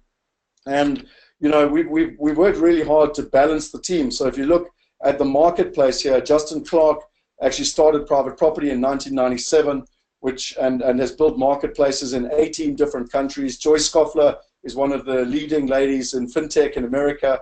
Paul Niederer actually ran the oldest equity crowdfunding platform in the world and is known around the world as Mr. Compliance. Dr. Dolph de Roos is internationally recognized in the education space, and you know, actually wrote Real Estate Riches, which is part of the Rich Dad Poor Dad series. Henny and Peter both come from you know, they're both in their 60s and have, you know, nearly 40 years or more of experience in real estate and particularly commercial. And then, you know, what we're really excited and grateful for is David, Richard, and Michael are all advising us on how to really take this opportunity and to maximize upon where it is. You know, when you look at the growth, it's been amazing, the viral effects that have been happening even in the last 12 months. And you can see, I mean, we're literally growing at 63.9% per month over the last 12 months.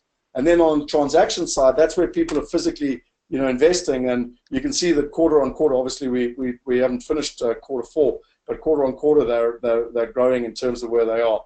In terms of the existing real estate, you know, there's a track record of performance basically.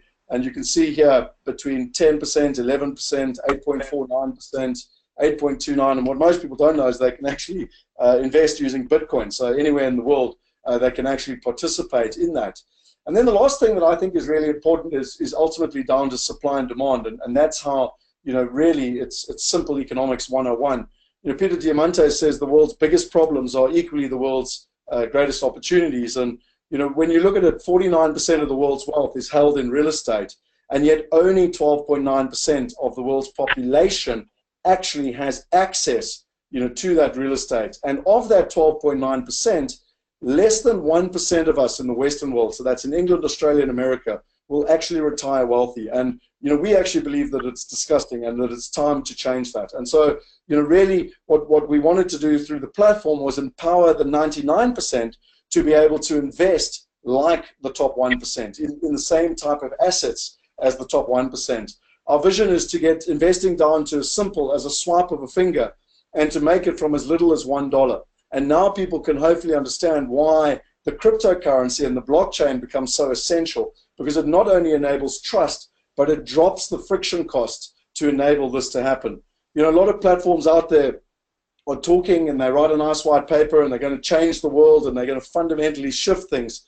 But what I think is really, really important is that there's a few platforms that have actually done it already, and most importantly have a footprint already on 5 continents. And I wanted to share with you a short video which really will highlight the future, where we're going, and why the coin plays, you know, why the wealthy coin plays such an integral part in solving the greatest challenge on the planet. So, sorry, where's it gone now? Oh, no. So, sorry, the video, I'm not actually going to play it. I thought the video was coming up. So, I mean, really for us, what's exciting when you look at the emerging world, this is where the opportunity lies. If you look at the growth in China and the 400 million people that have joined the Chinese middle class, they are the ones that have dramatically impacted the global economy.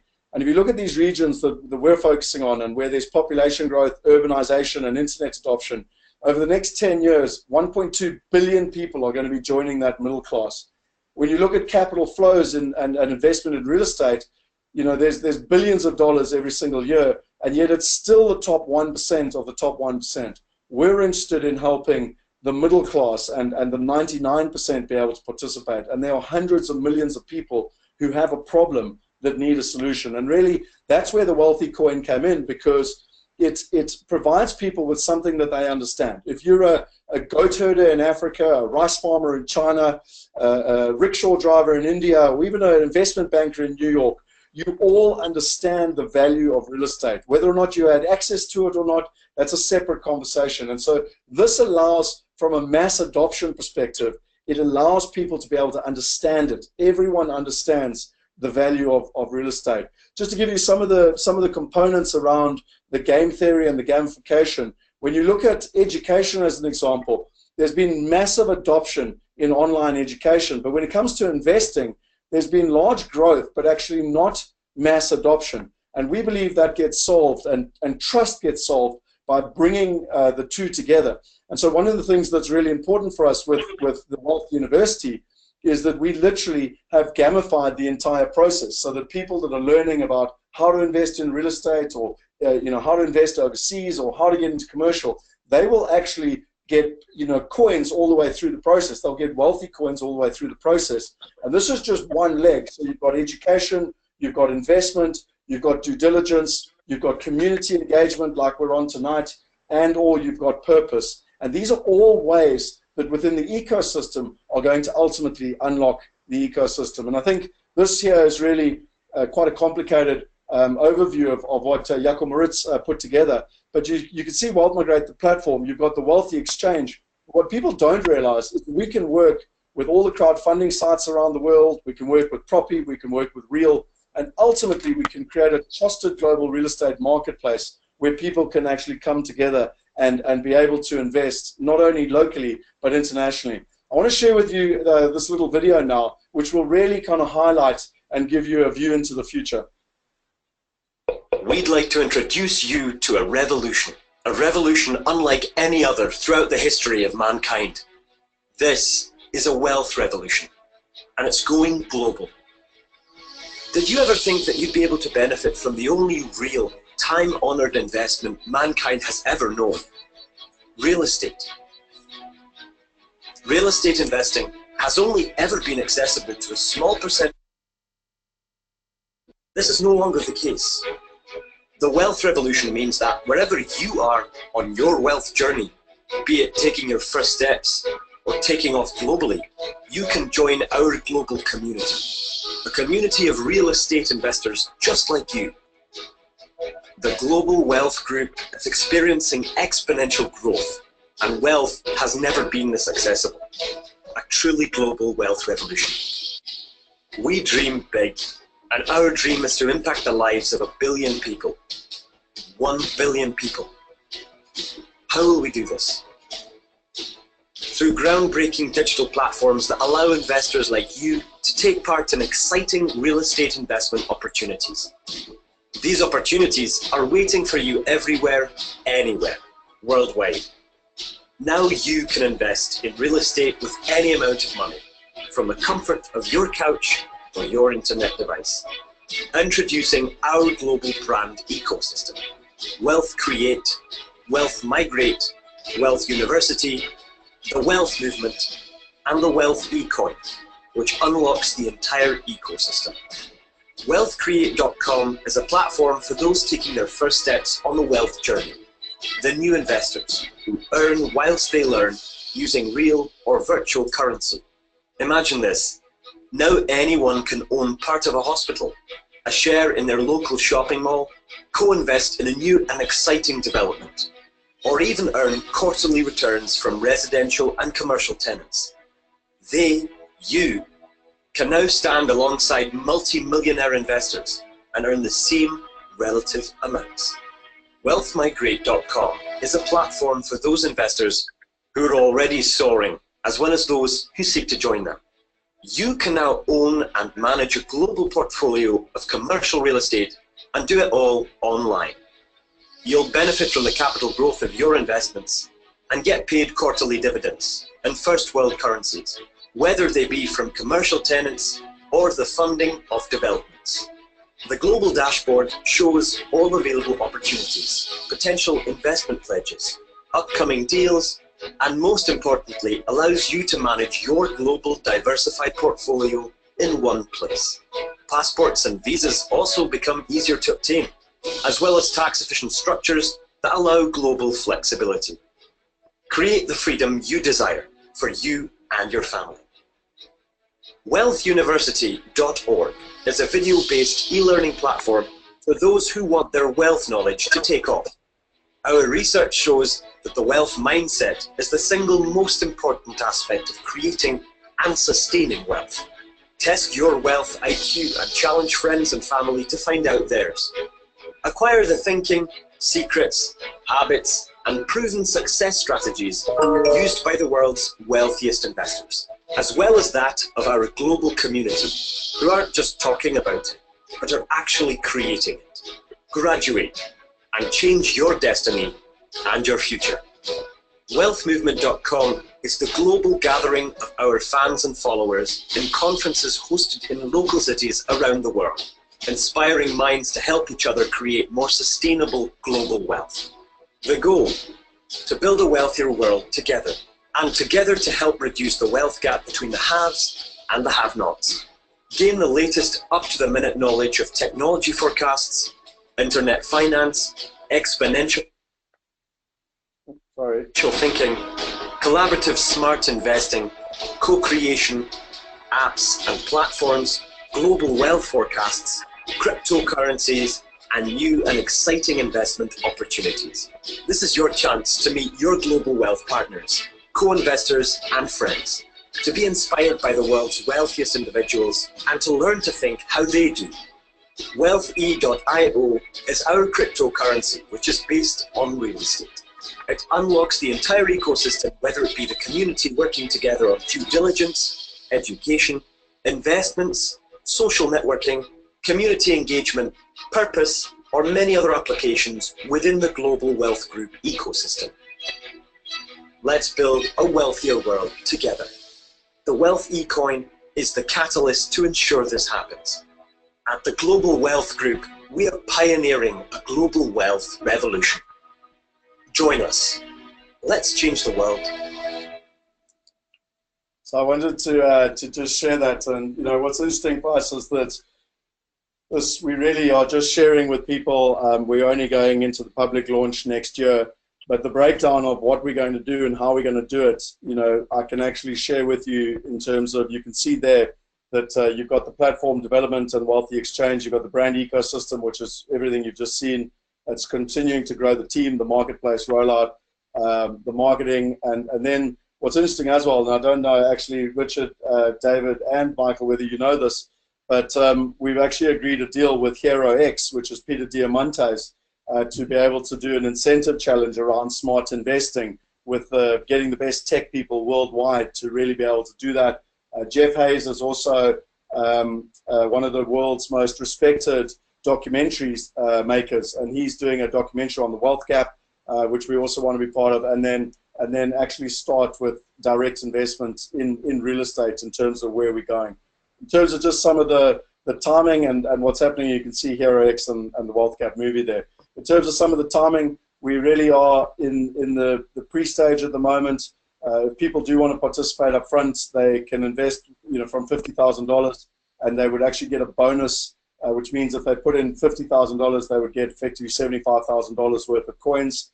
We would then go into the pre-sale. We are looking to do it on the 15th of December. Most people don't know why, but in 1791, the Bill of Rights was actually voted into the Constitution in America on the 15th of December, 1791. Today, 122 countries around the world actually have democracy because of that. And we believe that it's time to democratize wealth and ultimately let everyone participate. And the white paper and everything will be ready in the next week or so, and we can share it, and we'll go to the public launch.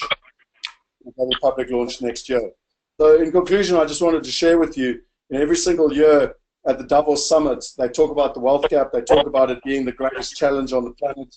The UN talks about it as the #1 in their global goals. It's the poverty and the wealth gap is really what's happening. What's also interesting is that Margaret Mead said, never doubt that a small group of thoughtful, committed people can change the world. Indeed, it is the only thing that ever has. And our belief system is that with the Wealthy coin, with cryptocurrencies, with blockchain, we have the ability to solve the greatest challenge on the planet. And we really invite people to get involved, not only so that they can have a purposeful impact on the planet, but also fundamentally there's going to be a real opportunity from a business perspective and really where this business is going, where this marketplace is going, and how the Wealthy coin unlocks that whole potential. So from my side, I just really wanted to say thank you to everyone.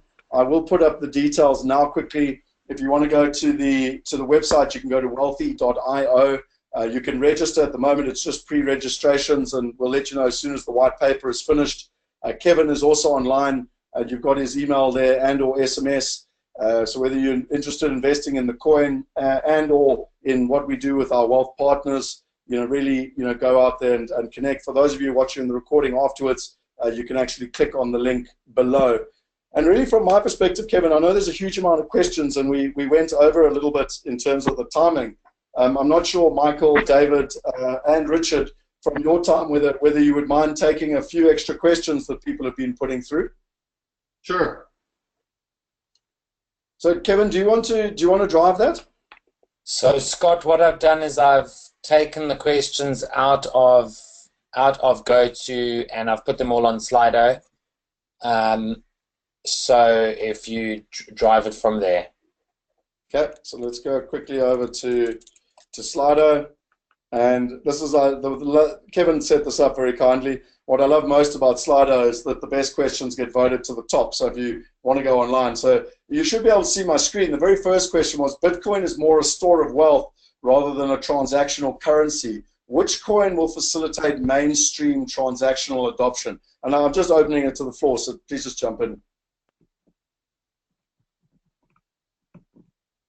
Anyone?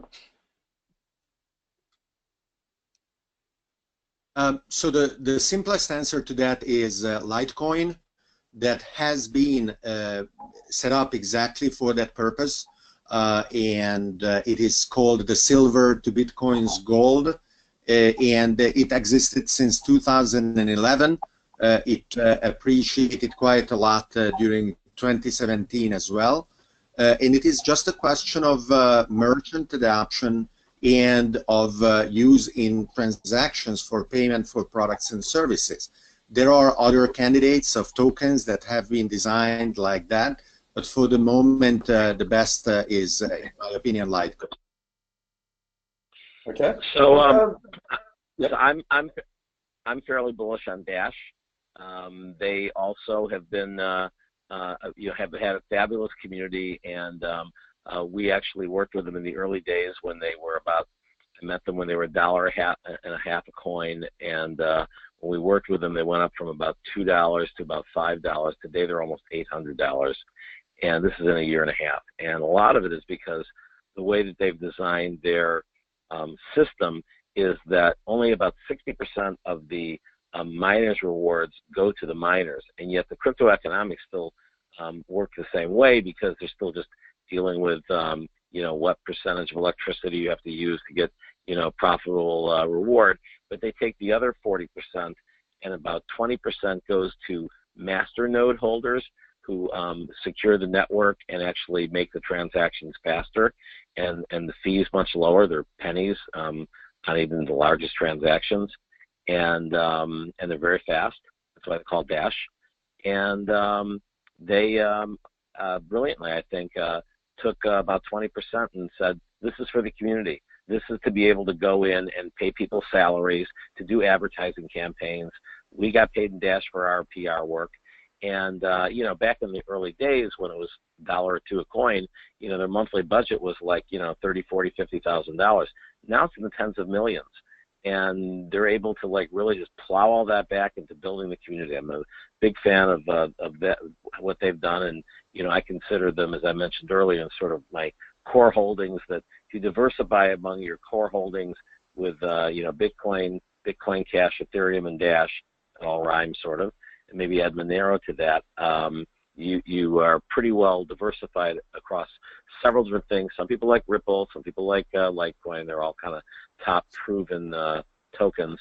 And then you look for the up and comers, and if you can catch something like a NEM or a NEO that have done 1000x over a very short period of time by just reading the white papers, getting in early, and that's sort of like your portfolio driver. So you put your majority of your speculative investment into things that at least have a fairly good track record and less volatility overall, and then you put your portfolio drivers into ICOs where you like the team, like the model, and that's something that you're looking to potentially beat the overall return of Bitcoin, or at least diversify it.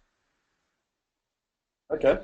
The next question was, I would like to know the risks for small cell crypto owners when the institutional investors enter the market.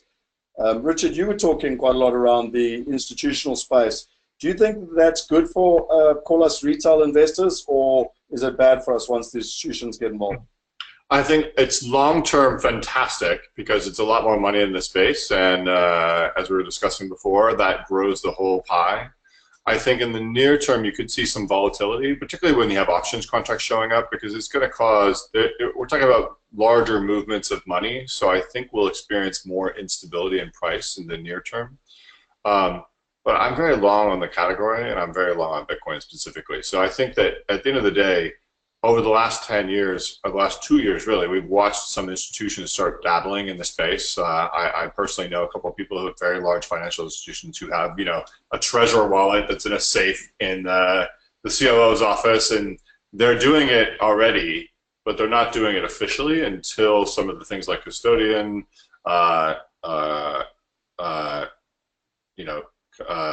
compliance, all of the basics that you need in a real financial institution start to roll out over the next year. Okay. There's the third question here is, are sites like dragonminingsystem.com to mine Bitcoins legitimate? So the question I think should be a little bit more broad-based, which is, there's a lot of these pyramid schemes now that have started up around, you know, Bitcoin mining. What are any of the three of you, what are your thoughts on sort of the Bitcoin mining full stop for the average Joe? Well, it's not just Bitcoin mining, it's any kind of proof of work mining. I worked with Gigawatt for quite some time. I think they're probably the most legitimate one out there because you're not actually doing sort of a cloud mining or an MLM scheme, because there's a lot of folks who basically say, hey, you know, we're going to pay you back in Bitcoin and we're going to, you know, give you a percentage of like what you can get your friends to do. Some people make money on those, some people don't, and there's just a lot of risks in terms of, you know, what happens if any of those are a Ponzi scheme, if all of a sudden Bitcoin price goes down. I trust basically just doing your research, buying your own hardware gear, and finding a very low cost jurisdiction power-wise to mine. Gigawatt has a facility in Washington State. And you can go in without the Gigawatt token and still get a very low price. It's I think 9 cents a kilowatt, including your rental cost, including your managed service fee, and including the electricity, which is about 2.7 cents. Or you can buy that token off the open market. I think it's about $1.50 now. It went out at $1, and then your price goes down to about 3.5 cents. And last I saw the calculation on that is that counting that token as an asset, because it's not, it's evergreen for 50 years, you'll be able to go in and you know, get Bitcoin at like, you know, under $3,000 and sell it at 13. So you know, having an asset that then allows you to go and buy other things, you know, is a recurring theme, something that I like a lot. There's a lot of aspects of that in the Wealth Migrate model, and you know, sort of having different levers of crypto economics is something that you know, gets me interested and excited about projects. But I think obviously there's still a lot of profit in mining for those who you know, want to really study it and you know, are willing to go and do the hard work of, like, you know, buying the machines. I think home mining is doing it yourself, unless you live in Wenatchee, Washington, or a global place like Iceland or Venezuela, where there's, like, you know, or you happen to have free electricity for some reason, you know, including your condo's rent or something like that. Which I suppose if you're Bitcoin mining, I'll probably ask you why your bill spiked 1,000%, but it's still a viable model, and somebody has to secure the network. And if you believe crypto is going up, there's typically, historically, at least a 10% margin across the board on mining. So a quick one for you, David. Are Bitcoin futures good or bad?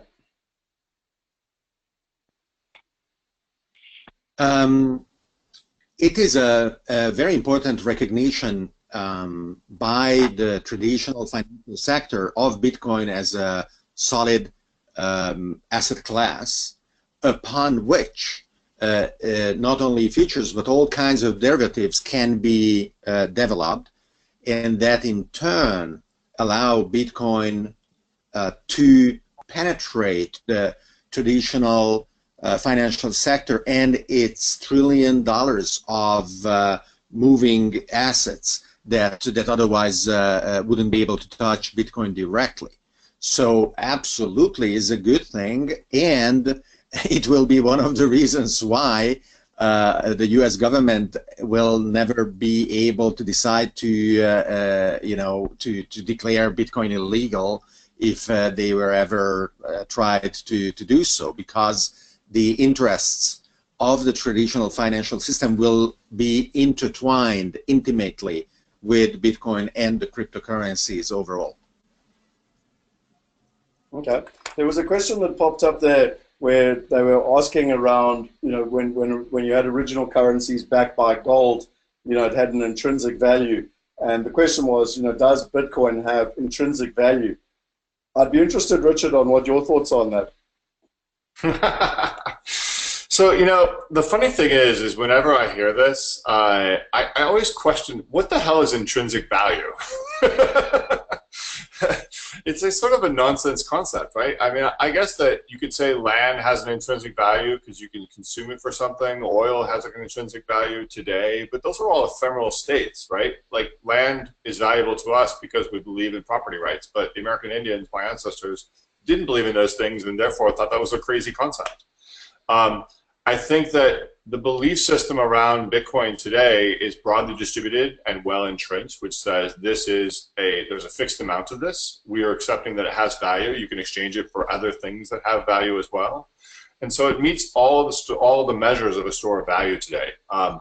But this intrinsic question is always, you have to sort of go back and say, as opposed to what? And as David said quite clearly, in many countries, and I think including the US, some people are starting to wonder if you need to hedge various stores of value and have a more distributed portfolio approach to your wealth holding, management, and application. Yeah, I mean, to back you up there, someone should actually go out and create a cryptocurrency that's based on real estate that has intrinsic value. But, what a great idea, actually. There's a top question that's come up here, which I think, Michael, you've actually really answered. Really fascinating what you said about 2020. It says, when do you think the BTC growth will start to flatten out, decline? The upward trend doesn't seem sustainable for years to come. I think Michael, you really answered that earlier when you actually spoke about the different. Scott, do you mind if I remark on that maybe? Because we shouldn't necessarily concentrate on Bitcoin as we know it today.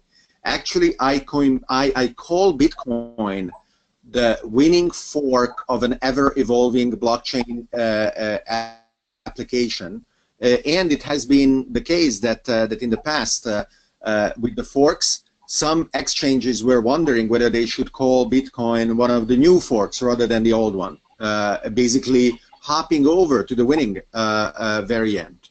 And as we look at the arc of human civilization, which is the intrinsic value, by the way, which is what we should ask ourselves. What is the intrinsic value of the overall human civilization?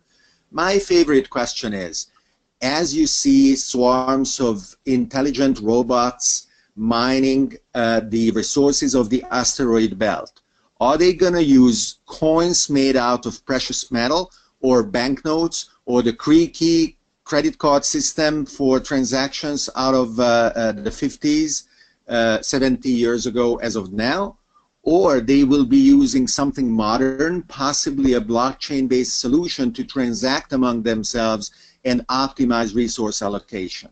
We are talking about the future of the human-machine civilization as it swarms out in the solar system. And it's not millions, billions, or trillions of dollars. We are talking about quadrillions of dollars of value that are going to be built literally out of thin air, actually even less. It will be built on space where thin air doesn't exist in vacuum. And that is the bootstrap that we are seeing, because art doesn't have intrinsic value, love doesn't have intrinsic value, but we are still making art, making love, and we are making blockchain. Well, that's a beautiful way to end off. Guys, I'm very conscious of the time for all three of you, and we said we would have a hard close on the hour. There's obviously loads of questions coming through. What our commitment will be is we will take all the questions and we will try and create an FAQ out of it, because I think we could probably be here all day with people's questions, and thank you for everyone participating so much and really engaging. I wanted to just have a final thought from each one of you, 30 seconds each, around, you've obviously been introduced to us by Scott Myers. You said, Michael, as an example, one of the most important things is in your game is also reputation and trying to pick, the winners, etc. Could I just ask, each one of you in 30 seconds, why do you want to, and are you prepared to get involved and help us with the Wealthy Coin? I don't mind who wants to go first. Do you want to go first, Michael? Sure. I like the model from the beginning. I like the fact that it follows the proposition of what I think is going to be big in 2018, which is real companies that have real assets that are then using the token to go and facilitate those assets reaching an even larger group. I'd mentioned Wax before. I brought people into Wax. I'm an advisor at Wax. I got an interest in Wax, and I got so many people to put in. I mean, literally they raised $80 million, and I in a couple of phone calls, like $5 million of that dollars came from me introducing people in a 3-day period. And the reason was it was very simple. Existing business, $1 billion a month in network revenue, and they were going to go and use a token to get rid of the credit card fees, and which were as high as 60% because they had, about 50% because they had 40% cross-border, which the underlying facility that basically is called OpSkins, that is the world's leading creator of digital skins, which is, if you're a gamer, you know what that is. If not, it's like digital baseball cards for gamers, and there's 400 million users of that, 100 times the amount of users of Bitcoin. And so if you end up looking and saying, oh, $1 billion in monthly revenue, and 300 million coins or whatever, and the number ended up being 200 million and change. If they can get 50% of that billion a month to save all those credit card fees and use the token instead, including just buying the token with the credit card on each end, that's $6 billion a year, and the whole market cap of the entire company is only a couple $100 million. Price has to go up. Supply and demand, scarcity. And with the Wealthy token, with Wealth Migrate, you have a lot of the same things. You're looking at being able to go and power real estate crowd-funded projects that are otherwise difficult for a global marketplace to be able to access, while still keeping it in the crypto economics of a utility token. And it's something that really resonated with me. And then of course I look and see who else is on the team, and I see people like Richard Titus. I see people like Scott, who I've worked with it over the years, going back to the early 1990s. And every single company that I've worked with, I read the paper, I meet the CEO, I have conversations about what they're going to do, where they're going to be 5 years from now, how they're going to spend the money. And then when I'm satisfied with that, I look and talk to the investors. And, literally a lot of the top investors, the first question they even ask me before what the company does is, who else is in the deal? And so that's something that is a trend that, Wealth Migrate has been doing an excellent job of with this token. Thank you very much for that. Richard, from your side? So I think what I love about this project is and referring to what Michael said, it passed all my initial tests on team and proposition and market size. But actually, the thing I like about it even more is this idea of distributing access to investing in commercial real estate to less sophisticated investors or investors who are geographically or geopolitically blocked from access to those markets. And I think that's a really powerful thing. It's my hope that this is the first step in modernizing the real estate market and access to investing in real estate, which is a thing that for many people is at best case opaque and complicated, and worst case completely not available to them. And I think it should be. I think that people's investment choices today are limited to an unsavory and not very well performing asset class called stocks, bonds, and funds. Well, and thank you very much for that. And David, from your side?